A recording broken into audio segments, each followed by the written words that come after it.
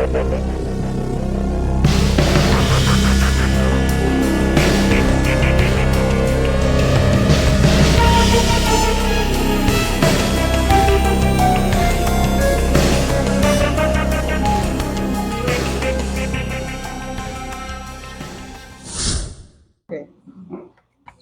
está con nosotros el teólogo Adolfo Céspedes, que va a trabajar este tema que hemos estado abordando los últimos domingos de cada mes, caminando juntos o caminando con los profetas. Este tema es muy interesante porque es una forma de nosotros prepararnos sobre lo que significa el ser profeta en el Antiguo Testamento y también el ser profeta en nuestros días. Así que le damos la bienvenida a Adolfo para guiarnos en esta reflexión.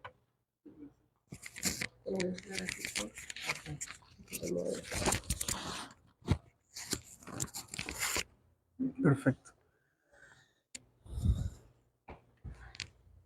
Bueno, Dios les bendiga a todos. ¿Cómo están? ¿Cómo les ha ido? Nuevamente muy contento de poder estar aquí en este espacio de alegría, espacio de gozo y de mucha, pero mucha paz. Amén. Bueno, nuevamente a los que están conectados allí con nosotros en Facebook, muchísimas gracias por acompañarnos. Igualmente ustedes que han venido a este espacio para seguir en esta, digamos, en este crecimiento espiritual y bíblico, ¿cierto? Sobre los profetas.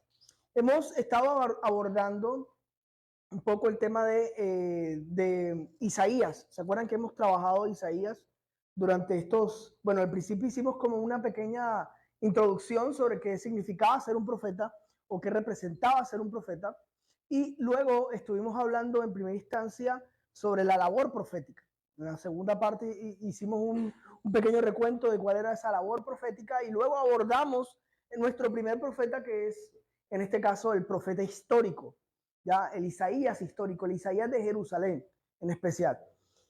Y luego que estuvimos hablando sobre el Isaías de Jerusalén, pues nos dimos cuenta que este Isaías era tremendamente denunciante.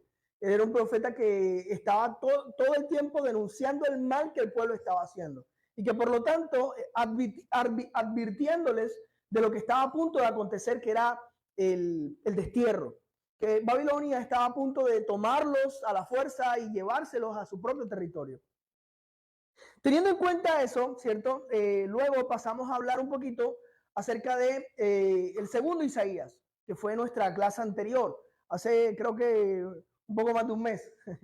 Estuvimos hablando acerca del segundo Isaías y dijimos que este segundo Isaías pues ya no era tan denunciante, ya estaba tratando de alentar al pueblo frente a la crisis que estaban viviendo, porque el pueblo se encontraba específicamente en un territorio ajeno, frente a extranjeros, completamente desolados, ¿cierto? Y sobre todo porque estaban secuestrados por un pueblo que no era el suyo. Ante eso, pues, se encontraban posiblemente desesperanzados. Esa es la palabra correcta. Ellos se encontraban desesperanzados. A lo que el Isaías II los motiva y les dice que por favor vean en el desierto el agua. Vean, por favor, la circunstancia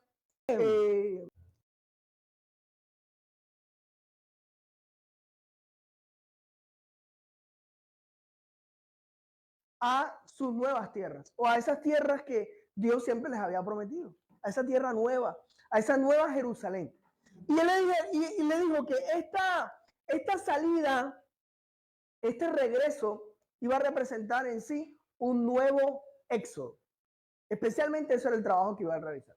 Entonces, esta vez vamos a hablar o vamos a terminar de hablar de nuestro tercer Isaías, uno de los rollos más grandes de la Biblia hebrea. ¿Por qué tercer Isaías? ¿Por qué no existe exactamente un solo Isaías que escribió en las tres partes? Porque estamos hablando específicamente de 3 siglos. Es decir, el primer Isaías habló en el siglo VIII, el segundo Isaías habló entre el séptimo y el sexto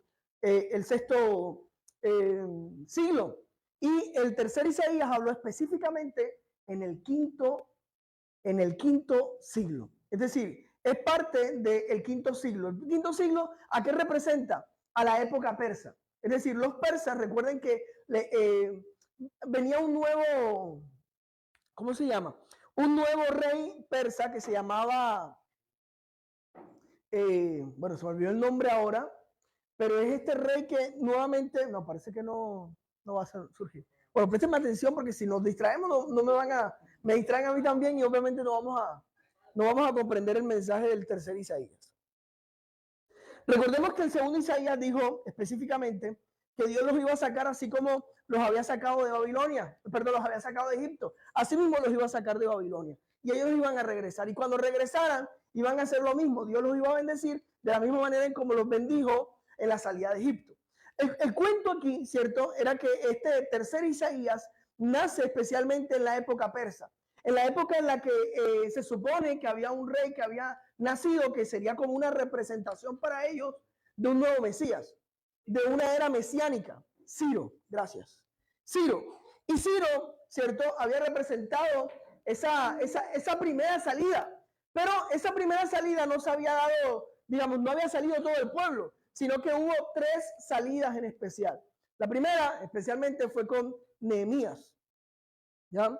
Nehemías sale y se ubica entre el pueblo a darle o a decirle que por favor se concentren en el templo, se concentren en construir el templo y reconstruir las murallas, que hay que reconstruir, ojo, hay que reconstruir el culto, pero que sobre todo hay que concentrarse en el pueblo. Luego salen con Zorobabel y a lo último salen con Esdras. Hay tres retornos del pueblo de Israel de Babilonia a esta Jerusalén. Ahora, en esa época, en la época quinta, exactamente del siglo V, nace un nuevo Isaías. Este Isaías es discípulo del segundo Isaías, es decir, no es discípulo del Isaías de Jerusalén, es discípulo del segundo Isaías, del Deutero Isaías, se le llama especialmente. Y a este entonces se le va a llamar el Trito Isaías. Casi más de 2 siglos después, nace este Trito Isaías, en especial porque él está hablando de las nuevas condiciones en las que se encontraba el pueblo. Él quiere ser el Isaías del post-exilio. Es el Isaías que se concentra especialmente en que el pueblo pueda aceptar a los otros y a las otras, ¿cierto? Que son parte, digamos, que ahora hacen parte de este nuevo pueblo. Me voy a explicar mejor. Los extranjeros algunos extranjeros decidieron irse con el pueblo. Es decir, yo soy parte de Babilonia, pero a mí me interesó la religión yavista, así se le llama. A mí me llamó la atención el yavismo. Yo entendí que el yavismo es interesante, es supremamente interesante. Me llamó la atención el yavismo. Así que lo que yo quiero es convertirme ahora al yavismo. Yo quiero que mi nuevo Dios ya no sean los dioses babilonios. Mi Dios se va a llamar Yahvé. Así que yo me voy a convertir. Pero esta nueva conversión va a chocar conmigo. Porque yo tengo unas costumbres. Ya yo vengo con ideas completamente diferentes al pueblo, que ya desde pequeño, ¿cierto? Que ellos nacen con el yavismo.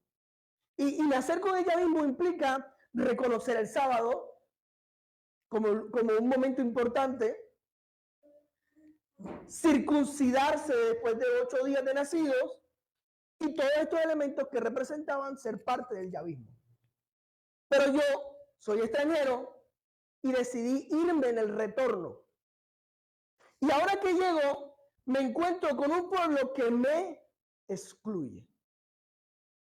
Un pueblo que tiene memoria. Y sabe que mi pueblo, Babilonia, ¿cierto? Lo secuestró.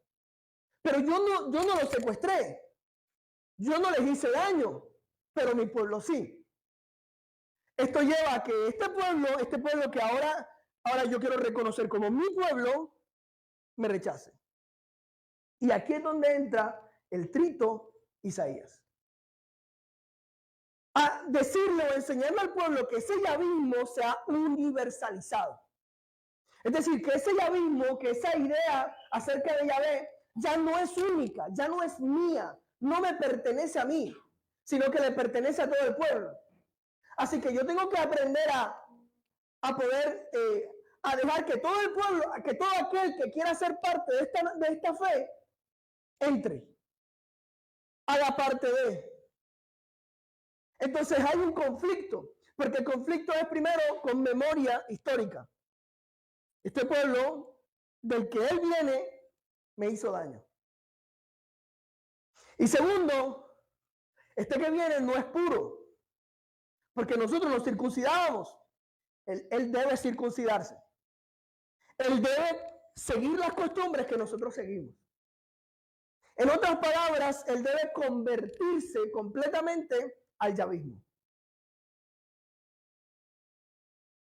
Y hay un conflicto, porque hay gente que acepta a este nuevo integrante y hay gente que no. Y dice, aunque se circuncide, aunque cumpla el sábado, aunque haga todo lo que represente la ley mosaica, él no hace parte de nuestro pueblo. Bueno, yo creo que ese es un conflicto viejo, ¿no? Y nuevo también. La gente tiene un problema con el exclusivismo, ¿cierto? A veces piensa que a Dios se le compra o que Dios hace parte de mi vida, pero no hace parte de la vida de otras personas. Yo no puedo aceptar que otras personas vengan y hagan parte de. No, eso no es, para algunos no es. Así es que el librito Isaías entra a predicar este universalismo de Yahvé. Es decir, otros pueblos van a convertirse. Entonces, ¿qué hace el librito Isaías? Dice, mira. Otros pueblos se van a convertir. Ellos van a venir. Pero no te preocupes, el centro de la fe yavista es Jerusalén. Jerusalén es la nueva fe universal. Todos van a querer, nosotros somos la luz del pueblo, del mundo. De aquí nace la verdadera religión, en otras palabras. De aquí nace la verdadera religión. Y todo el que venga va a tener que cumplir la ley mosaica. Por supuesto que sí. No te preocupes. Él entra como a mediar y a tratar de decir, mira, yo no necesito excluir al pueblo. Es decir, no lo va a excluir. Él quiere enseñarle al pueblo que es posible que otros amen, quieran, deseen estar dentro del pueblo. Ser parte de este yavismo. Y está bien, y no pasa nada. Eso es lo que está tratando de entrar el trito Isaías. ¿Y cómo lo va a hacer? Si usted tiene su Biblia ahí, por favor, quiero que vaya específicamente a Isaías 56. Ahí inicia especialmente el trito Isaías, es decir, el tercer Isaías.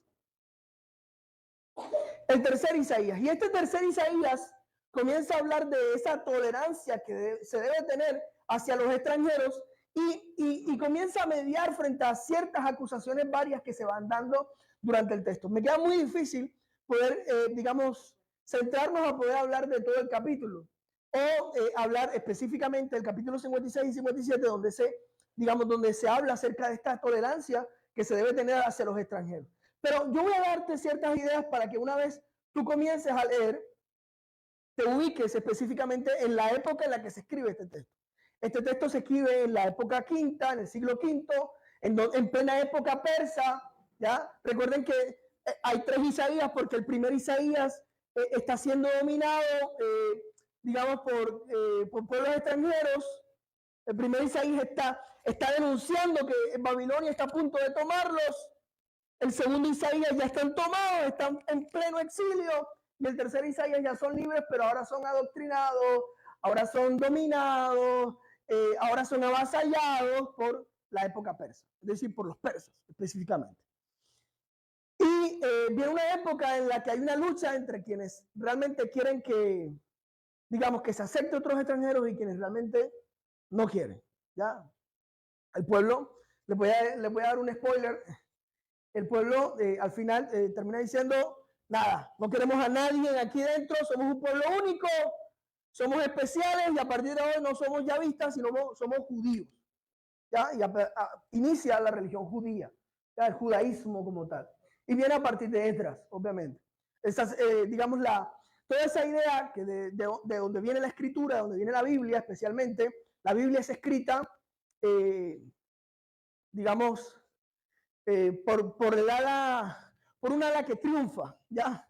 Que es el el sacerdotal, es decir, es quien más se le ve ese aroma. ¿Ya? Pero cuando alguien viene y recoge los sacerdotales, el yavismo, trata de redactar y ponerlo todo como en conjunto. ¿Ya? Trata de ponerlo todo como en conjunto, trata de que todo compagine, pero es difícil. Uno puede observar esas líneas entre cosas que algunos están de acuerdo y cosas que otros no están de acuerdo. Ya yo creo que he hablado sobre Job, he hablado sobre Ruth, he hablado sobre eso aquí, diciéndoles que existe esa ala oficial y existe esa teología subversiva, es decir, esa que trata por debajo de tratar de enseñar unas cosas completamente distintas.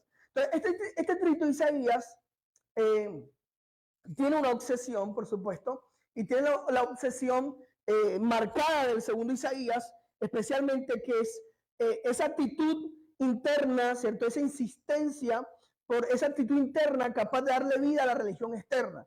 Por supuesto, el segundo Isaías en algún momento nos enseñó que podíamos ser luz para otras naciones. ¿Ya? El tercer Isaías le da más amplitud a ese tema, le dice, mira, sí podemos ser, pero se distancia diciéndole, pero nosotros somos la luz verdadera. O sea, si alguien quiere ser como nosotros, pues tiene que cumplir la ley mosaica. Ya, el segundo Isaías no, pero vamos, tú puedes ir, comer allá con los que no son tan judíos, con otras personas, comer con ellos. Y este tercer Isaías dice, sí.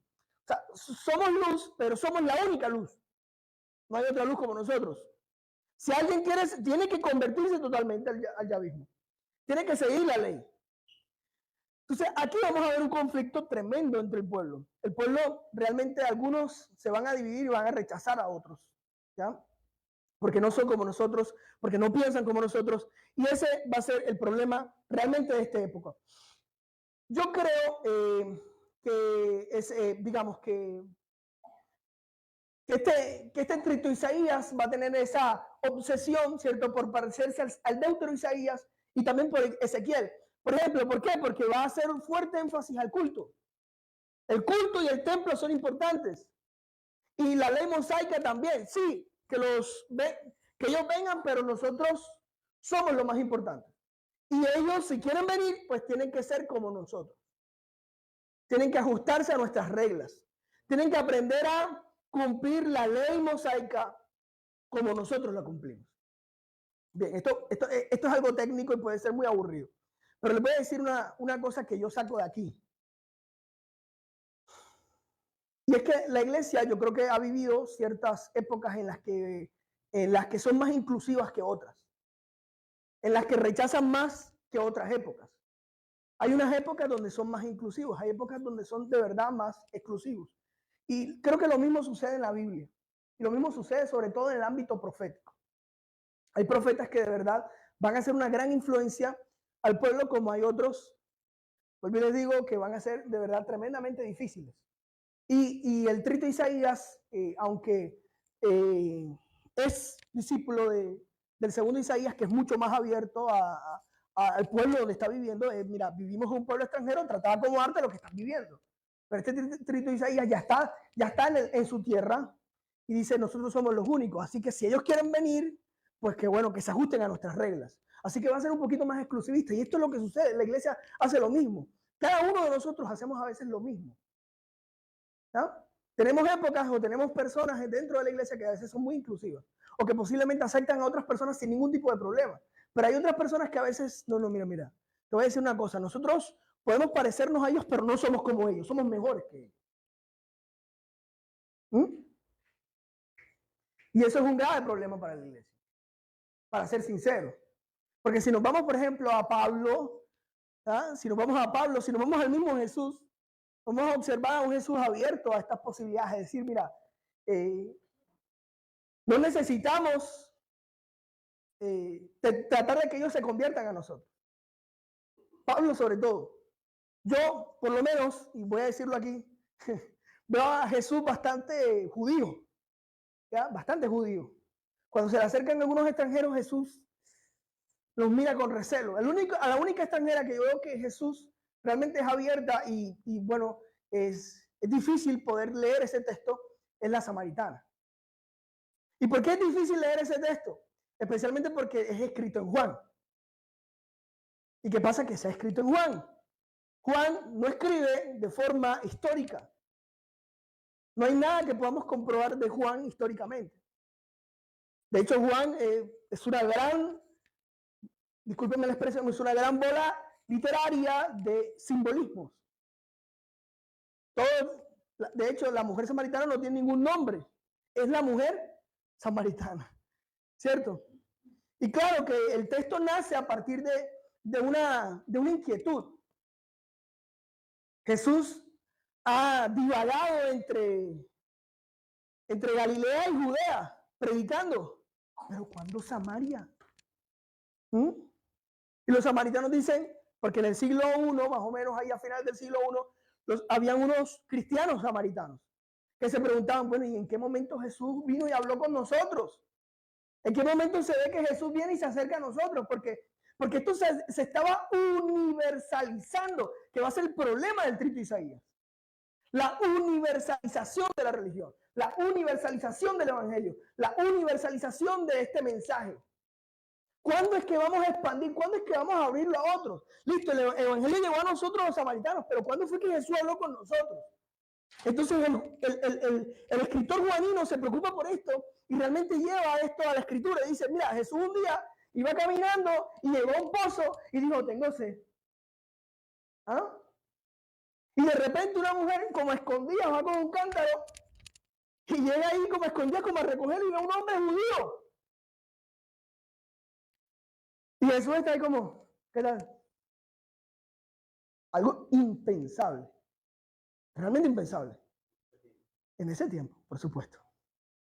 Primero, impensable que una judía, que un judío y un samaritano hablaran. Impensable que una mujer y un hombre hablaran. Impensable. Entonces aquí es que vamos a ver, es que el escritor juanino realmente quería universalizar esto. En plenos finales del siglo I. Y la preocupación es en qué momento Jesús habla con gente que no es judía, que gente que no hace parte del común denominador de la religión judía. ¿En qué momento? Porque la segunda vez que vamos a verlo es cuando hay una mujer cananea. ¿Cananea? ¿Cananea? Esto no existe. Sí. Estoy hablando en serio. O sea, geográficamente no existe. Cananea es todo un territorio. Es decir, en otras palabras, diciendo, es una mujer extranjera. Bueno, hay otro texto que dice que es sirofenicia. Es decir, que es completamente extranjera. Sí, y viene esta mujer y le dice a Jesús, Jesús, por favor, dame un poco de esto. Y sí, discúlpenme, yo sé que suena, cuando lo leí por primera vez, desde este punto de vista, realmente es difícil para uno tomarlo. Y Jesús le dice, si la comida es para los que se sientan a la mesa. Entonces ahí es cuando esta mujer realmente le hace así, ¡pax!, con un guante blanco a Jesús. Sí, pero los perros comen de la comida. De las migajas que caen de la comida. Y eso es lo que, ¡pum!, según el relato, impacta a Jesús. Mientras tanto, Jesús es un judío del siglo I. Los judíos del siglo I son totalmente exclusivistas, totalmente centrados en sí mismos. Son la religión verdadera, que es lo que llamaríamos hoy día los judíos ultraortodoxos. Yo estuve en Israel, y en Israel me pasó algo curioso, ¿ya? Curiosísimo con un ultraortodoxo. Él tenía un rollo, vaya a saber de qué era. Me imagino que era su Torah, no sé, o era muy...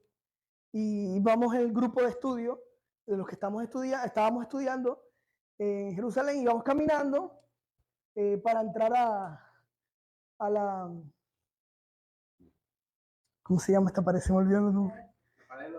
Sí, el muro de los lamentos. Íbamos camino a... Y él iba también camino a... Y cuando ve, literalmente se echa a un lado, corre y escupe. Si no estoy diciendo mentiras. Sí, no nos vio, porque estábamos en un grupo. De un lado, corre así, corre y escupe. No estoy mintiendo, es verdad. Escupe y sale corriendo.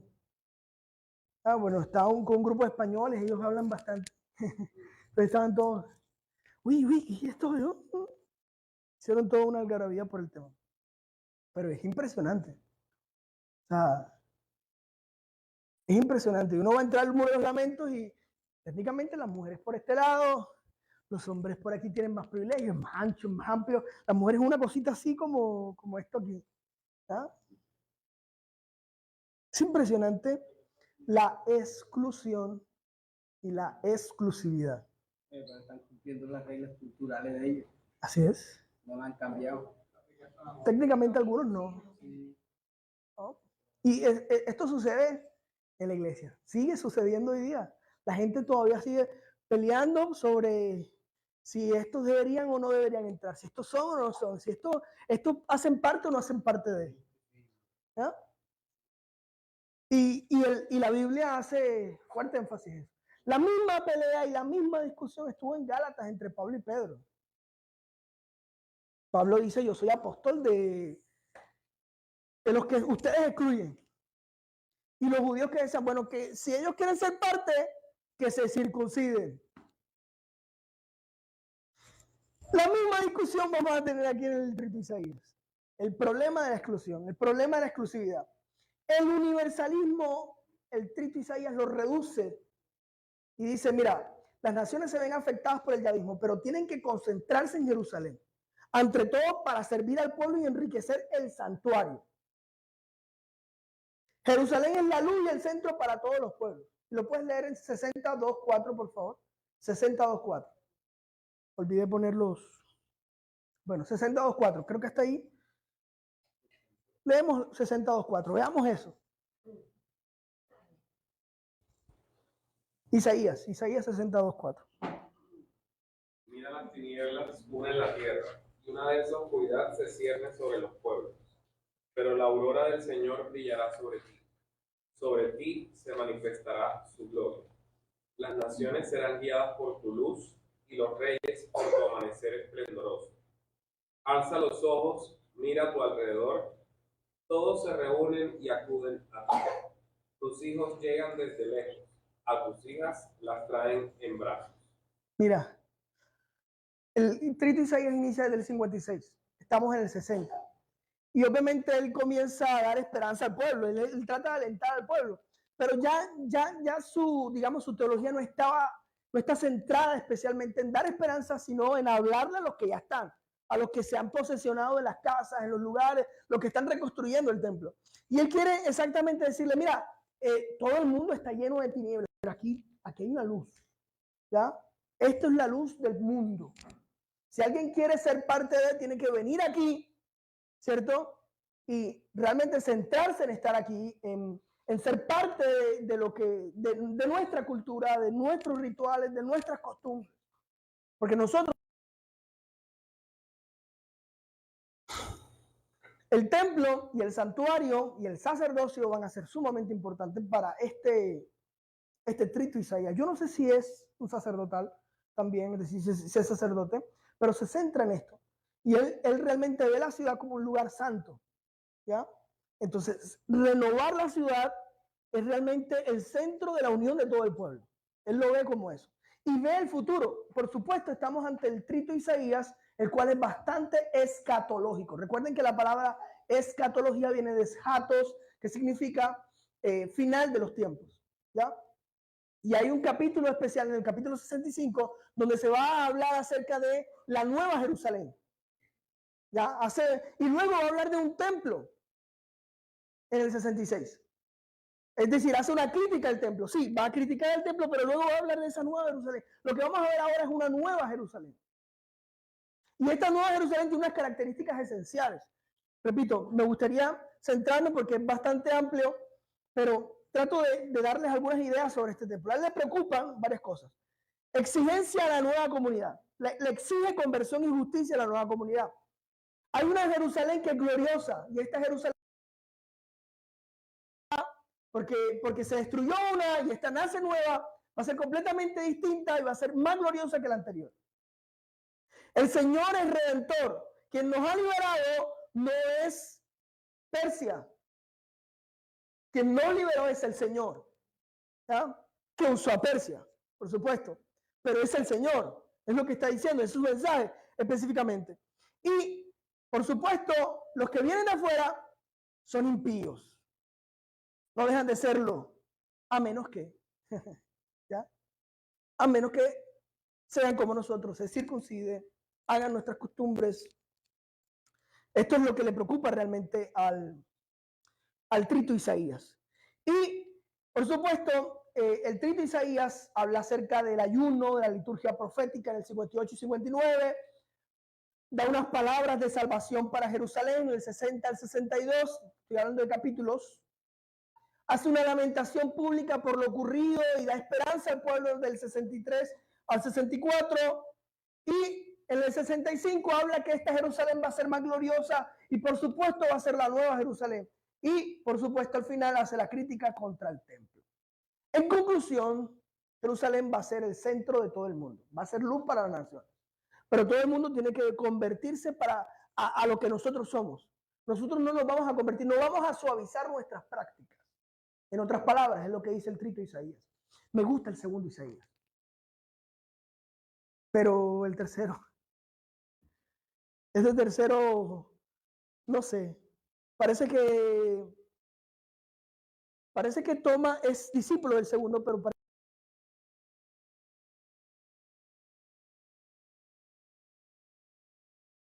que lo llevó al destierro. ¿Ya? Él intenta suavizar la idea, pero es lo mismo. Volver a ser exclusivista con otros, volver a pensar que son los únicos, que no existe más nadie fuera de ellos, que no hay nadie mejor que ellos.